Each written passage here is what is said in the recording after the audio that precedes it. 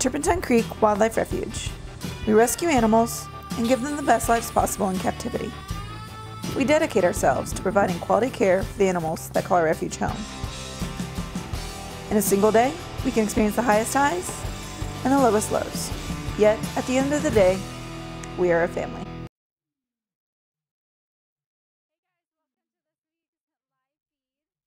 For tuning in.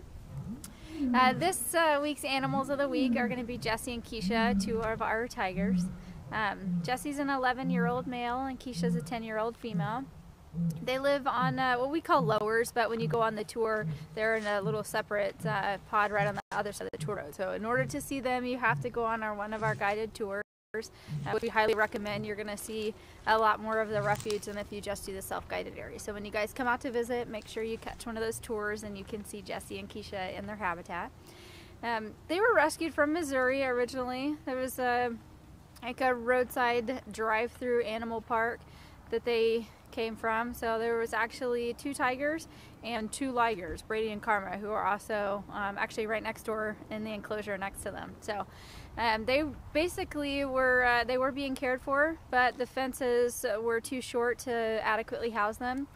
So the USDA came in and told them they could no longer have the big cats with that kind of fencing. They needed to fix it. They didn't want to do the monetary outlay of that, so they did go ahead and seek to find them a safe, proper home. So we brought in 4 tigers: Jesse, Keesha, Brady, and Karma. Just another reason of why people shouldn't have these animals privately or in these kind of situations. The regulations need to be met to keep everyone safe, including the animals as well as public. So they weren't meeting those regulations, and the animals needed to find a place to go. So we welcome them into our family. All 4 of them are really fun, active cats. So when you guys go on the tour, you guys will see them playing. They're all 4 really active and fit right into their refuge immediately. They have a lot of fun. So again, Jesse's the male and Keesha's the female, and they love to run around their habitat. Jesse's really playful, so definitely when you go on the tour, you'll see him running around. He's just a lot of fun. So you guys check them out. So the topic of the week kind of lends itself right into that. I'm going to discuss with you guys the HR 1818 bill. So right now, kind of why do we need a federal bill? A lot of people don't realize there is no federal bill regulating these animals. So again, no federal bill. It's all done on state by state, and there's still 4 states in the United States that have no legislation on owning, breeding, selling, trading, anything like that on these dangerous big cats and bears. So we, of course, are a huge favor of the federal bill that we're thinking is going to go through. So the name of it is HR 1818, and we have lots of information online, and we also have links so you can contact your state representative and get them to vote for the bill. We were really excited this past week. Emily, our curator, she was in Washington for a bear summit, and while there she actually met with 2 congressmen about the HR 1818 bill. So we are in huge favor of this. So kind of why we need it: there's 5,000 to 10,000 tigers privately owned in the United States. That number is really far-ranging because there's no registry. You don't have to register these animals. If you just have them in your backyard, no one knows. So we really don't have great numbers on that. That is estimated from the Humane Society. So it's pretty far-ranging, and that's only tigers. That is not lions, bears, chimpanzees, like all the primates, exotic snakes that pose a huge problem for the exotic pet trade as well. So anyway, the HR 18 is targeting, we're going after the big cats, part of the exotic trade. So just we're really, why do we know condition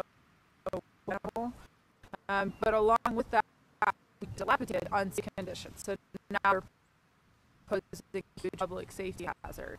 So again, the problem is that we really need to begin to address. There are so many animals not being cared for properly, but also posing that huge danger to people around them.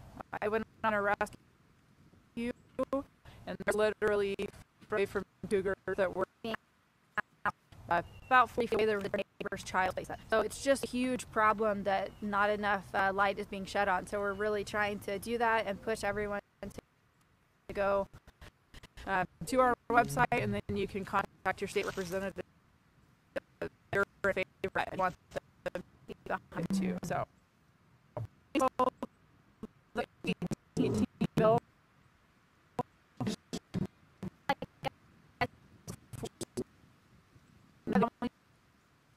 but also we'd have no idea where and how many and in what kind of condition. So it is going to require that. It's also going to restrict some of the public interaction. Some of the places I'm going to go like this.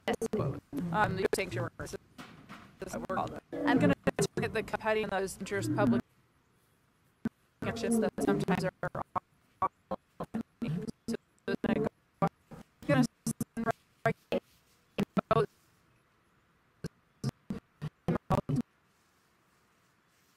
SSP. Oh, hang on, because we're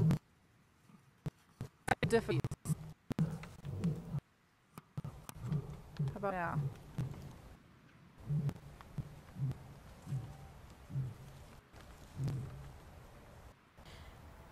So it's going to stop unregulated breeding. So as I was saying, SSP and zoos serve a purpose of keeping the pedigrees, and they do tons and tons of research. And their goal one day is to release cats and animals in those programs back into the wild. So many animals are endangered. And if we don't do something, we could see tigers go extinct in our lifetime. We have no ramifications of that.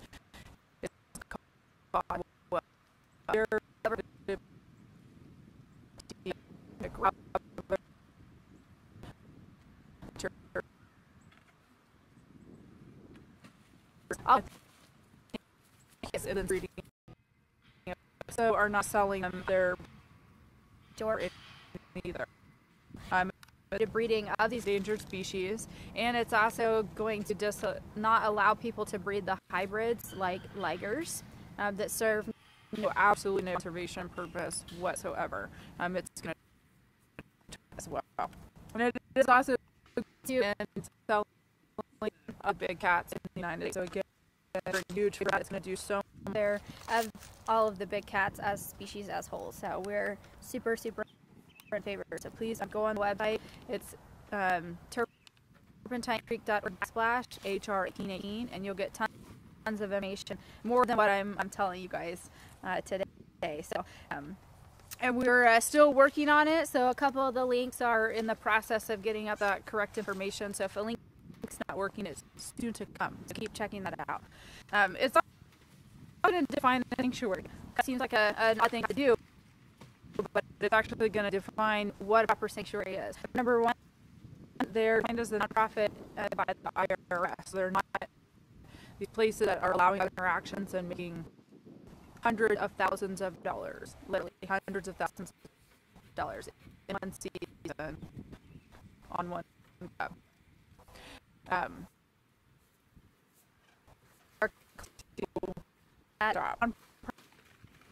Again, it's not all the different species, and there's a whole list of animals they won't allow breeding on. No contact, so it's like after cases that allow cub petting. There's a video on our website about the detriments of cub petting, so I won't delve too much into that because I'll begin to ramble, and you guys want to get back to your daily life as well. So it's also going to pull play and trans animals, again, just mostly for exploitation purposes. So definitely check out the website. With that, there are some exemptions like USDA profit facilities, all those kind of things. So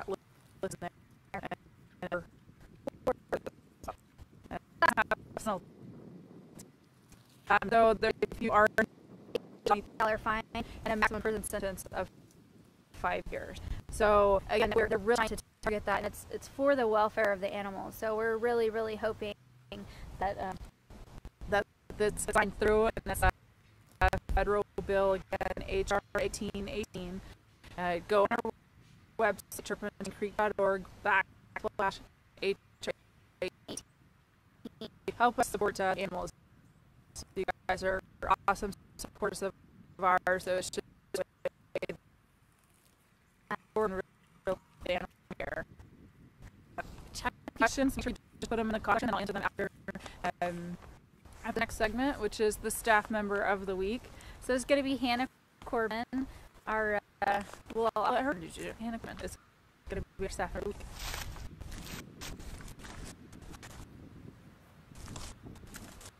Hi guys. Okay, so I'm Hannah Corbin. I am sanitary manager here at Turpentine Creek. And so I first started, you know, I found it on the internet, and my mom actually really pushed me for that. I did know, but through that time, I knew I didn't want to leave this place. I've grown to love the animals, and not only that, the people, and it's amazing.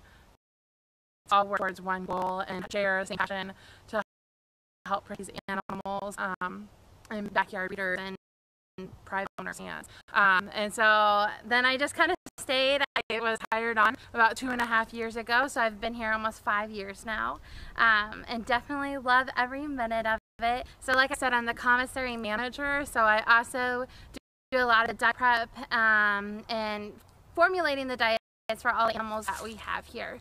So I work pretty close with our curator, Emily McCormick, in helping formulate what might be the best suitable diet for each individual animal. And so some funny things about me, I love Christmas, so Christmas is right around the corner, so it's so fun to enrich these guys and kind of pretend that you're Santa Claus for them, and gift wrap boxes and watch the cats apart. So if you guys have any time on your holiday weekend, definitely come and check them out and see the fun unwrapping gifts we have here.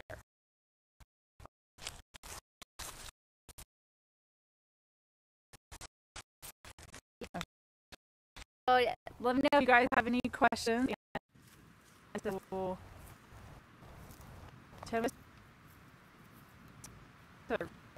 We're just with this.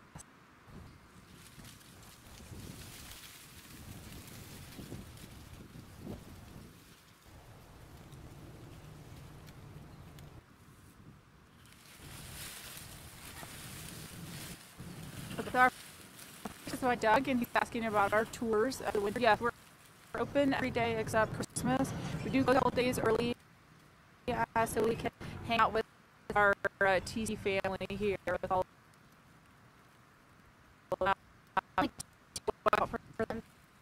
This year. Tours are from 9 to 3, and yeah, so just come out to. Yes, the animals love this time of year, so it's actually really, really fun for them. They enjoy the cool weather.